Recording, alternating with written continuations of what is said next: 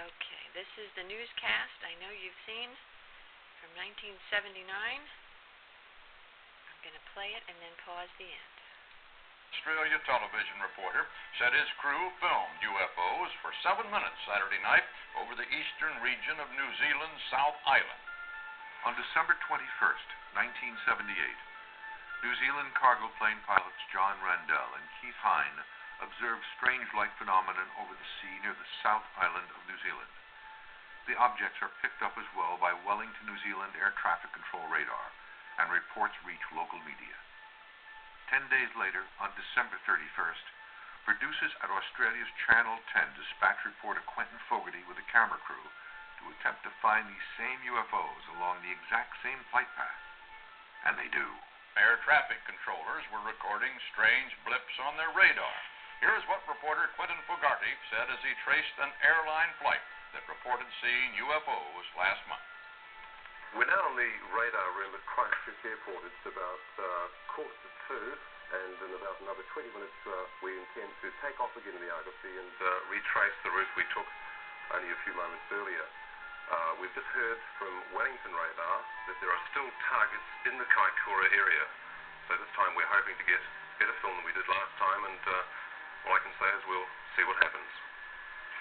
The New Zealand case is of considerable importance in the history of ufology because of the residue of information that's available afterwards. We have the film itself and the tape recordings made by Quentin Fogarty on the aircraft, and of prime importance is we have the tape recording made by the Wellington Air Traffic Control Center, and it provides a history of the sighting minute by minute.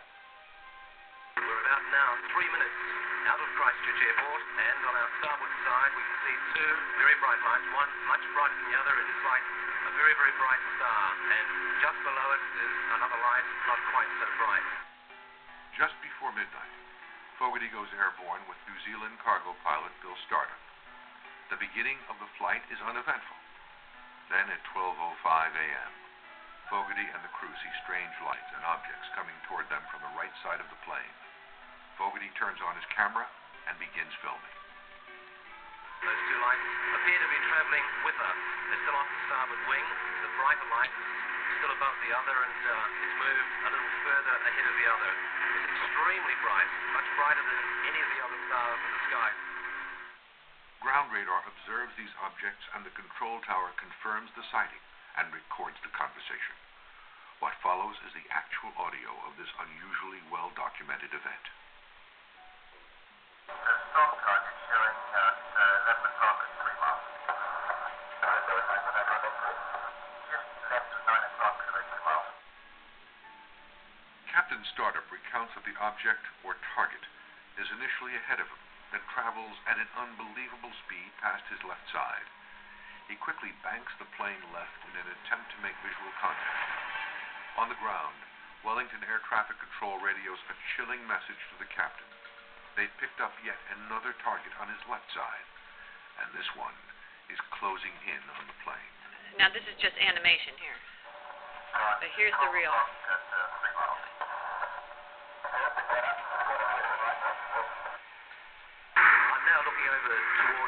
That's animation too.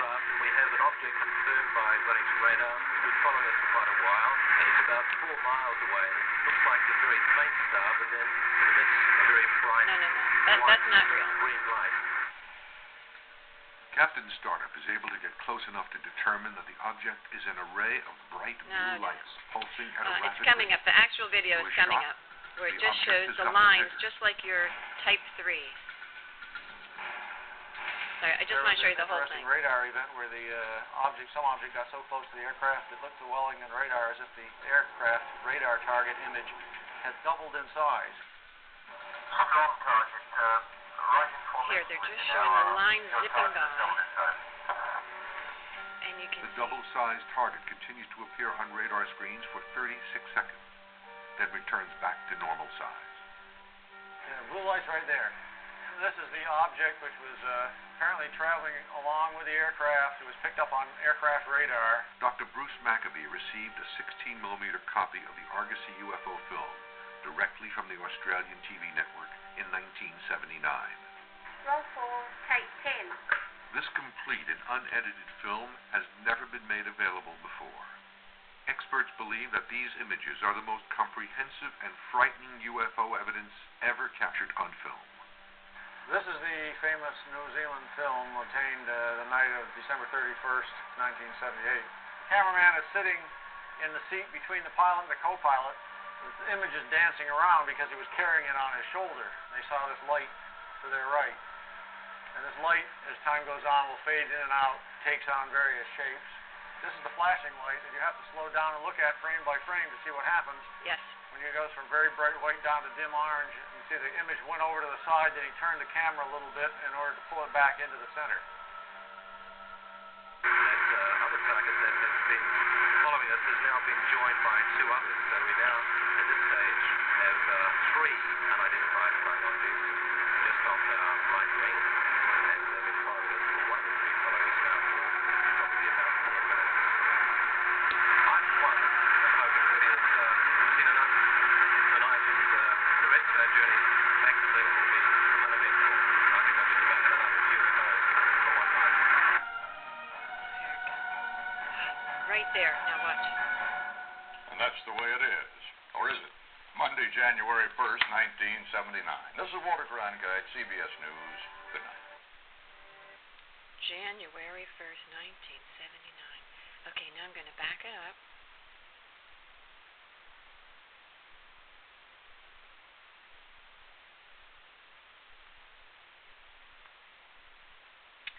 And sorry, I'm just reversing it frame by frame here. Sorry. Darn it. Okay. Right wing, and they've been following us, one has been following us now for probably about 10 minutes. I, for one, am hoping that we've seen enough tonight and the rest of our journey back to Zealand will be uneventful. I think I've just about had enough of UFOs for one night. Okay. It goes blank and then boom. Look. Look, Marty. There's one there. And there's one there. And you can see the craft.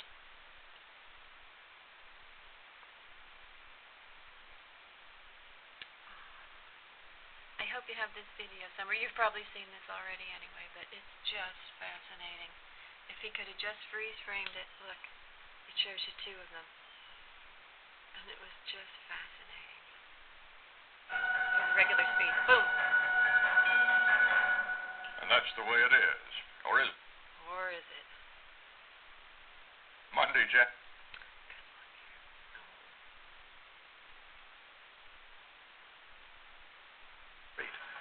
To his shock, the 7%.